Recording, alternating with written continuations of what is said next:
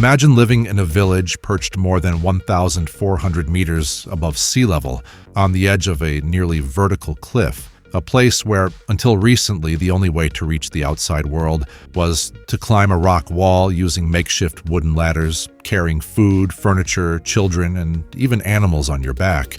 It sounds like something out of a movie, but this is the reality of Atule'er Village in southwest China. Atule'er lies in Sichuan province, in a region of steep mountains and deep valleys. There, about 70 families live in houses made of wood and brick. For centuries, this village remained isolated, without roads or direct connections to nearby towns, enduring a daily life that most would consider unimaginable. The only access between Atule'er and the outside world was a set of ladders known as the sky ladders. They were built from wood, ropes, and vines fastened directly into the cliffside. These ladders were narrow, fragile, and often unstable. To descend to the valley and reach the nearest market, residents had to face more than 800 meters of near-vertical drop, a journey that could take hours. With the wind shaking the steps, every move felt like a gamble between life and death. Each descent was a battle against fear, each climb an act of resilience. Yet, for the villagers, this dangerous trek was simply part of daily life. Families had to make the descent for basic needs, such as buying salt or oil or selling part of their harvest. Children accompanied their parents, learning from an early age how to overcome their fear of the abyss. Some villagers recalled that when carrying food or live animals, they had to tie the load to their bodies to avoid losing it during the climb. Farmers carried sacks of corn, potatoes, firewood, chickens, and even pigs on their backs, balancing themselves carefully on the narrow steps. Even household appliances were hauled up, step by step, strapped to villagers' backs as they braved the descent. Every object in the village came at the cost of sweat and risk. For many, a single trip required days of preparation, with the exhausting return always inevitable.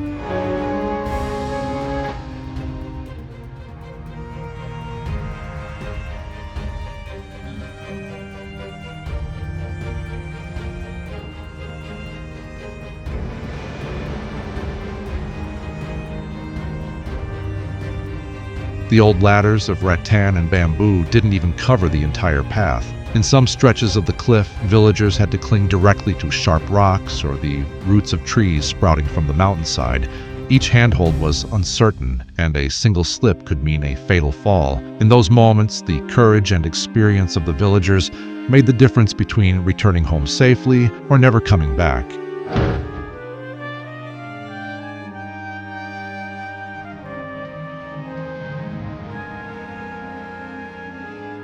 One of the greatest challenges was education. Children had to descend the wooden ladders to reach the school at the base of the mountain. Accompanied by their parents, they faced the same dangers as the adults. A single misstep could be fatal, and stories of accidents haunted the community's memory. Many children didn't return home every day, as the climb was too exhausting and dangerous. Instead, they stayed in dormitories near the school during the week and only scaled back to the village on weekends. This early separation from family was painful, but it was the only way to ensure they could receive an education.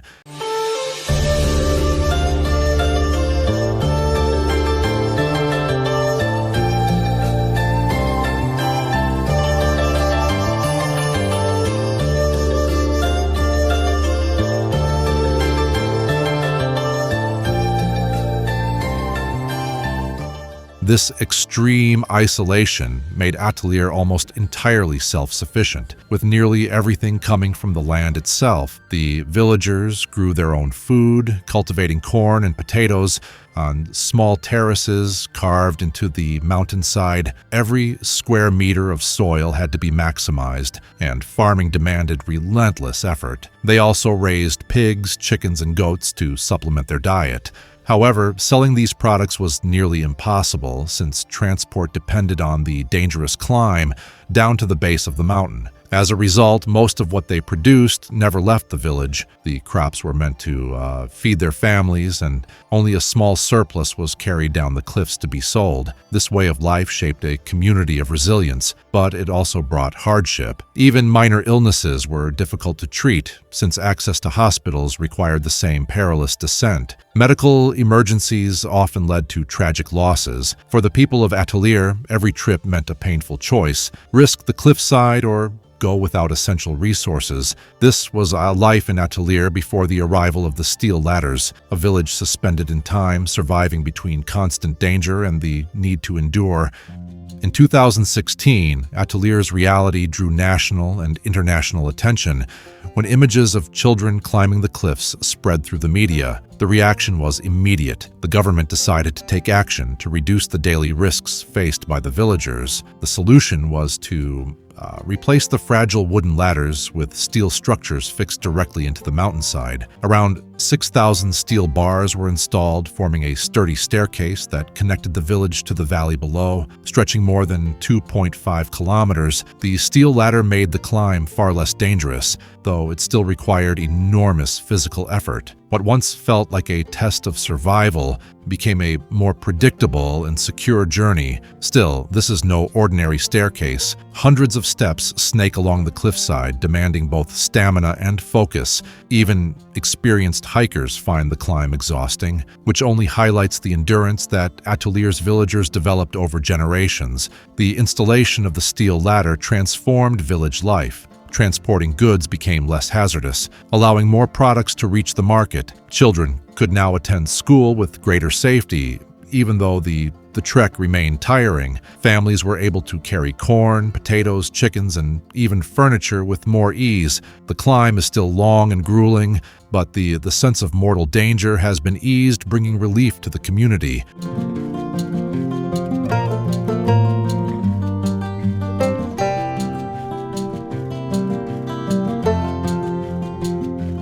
With the construction of the steel ladders, Atule'er became a symbol of China's fight against extreme poverty. The village began receiving visits from journalists, tourists, and even government officials who came to see the community's story as an example of resilience and triumph over hardship. This attention also attracted investments in infrastructure, bringing electricity, cell service, and even internet access to the once isolated settlement. Yet, despite the new ladder, life atop the cliff remains challenging. The climb still demands stamina and endurance, and for older residents, the journey is nearly impossible without assistance. Even so, for the people of Atule'er, the difference between the fragile wooden ladders and the sturdy steel structure is the difference between living under constant risk and having the chance at a safer future.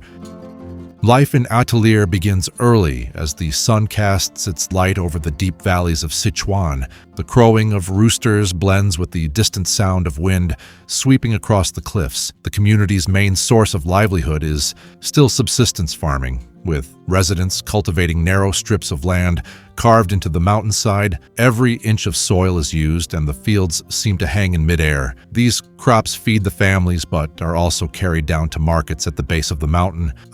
Transport remains a challenge as villagers descend with heavy sacks strapped to their backs, balancing carefully on the steel steps. Alongside farming, villagers raise animals, which are essential for both food and extra income. Many are carried down the ladders to be sold in long journeys that put the strength of their owners to the test. The diet in Atule'er reflects the land and livestock that sustain it. Corn and potatoes are turned into porridge and simple cakes, while pork or chicken is reserved for special occasions. Locally grown vegetables round out the meals. Though modest, this diet provides the energy needed for long days of farm work and the exhausting climbs up and down the cliffs. School life has also changed. Children still descend the mountain to study, but the journey is now safer. Simple uniforms, backpacks on their shoulders, and steady steps define the students' routine. Many dream of using education as a path to opportunities, beyond the village, even if their hearts remain tied to the cliffs above. With the arrival of steel ladders and electricity, the community has gained access to some modern resources.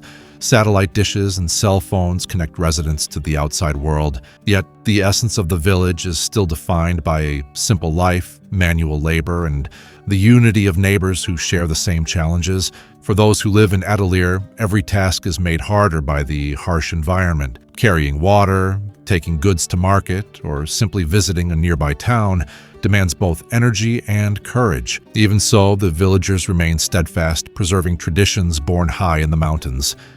Even with the steel ladders, life in Atule'er remains a daily test of endurance. The path down to the foot of the mountain demands stamina, strength, and balance. For the elderly, each descent is an extreme effort. For children, it is still a risk that requires constant attention from parents. Healthcare also poses a serious challenge. Access to hospitals and medical services is limited, and any emergency means rushing down the mountain, nearly impossible in severe cases.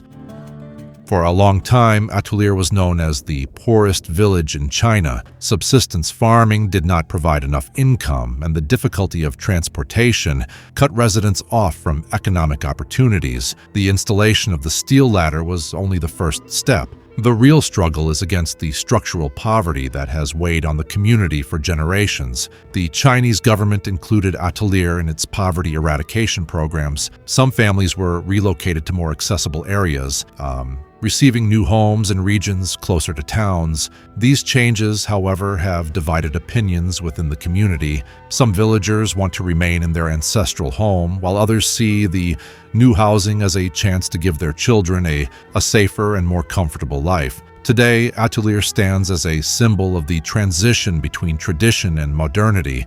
On one hand, it still holds the image of an isolated village where men and women scale cliffs to reach the outside world. On the other, it is beginning to open up to new possibilities, with young people dreaming of studying elsewhere and bringing progress back to their families.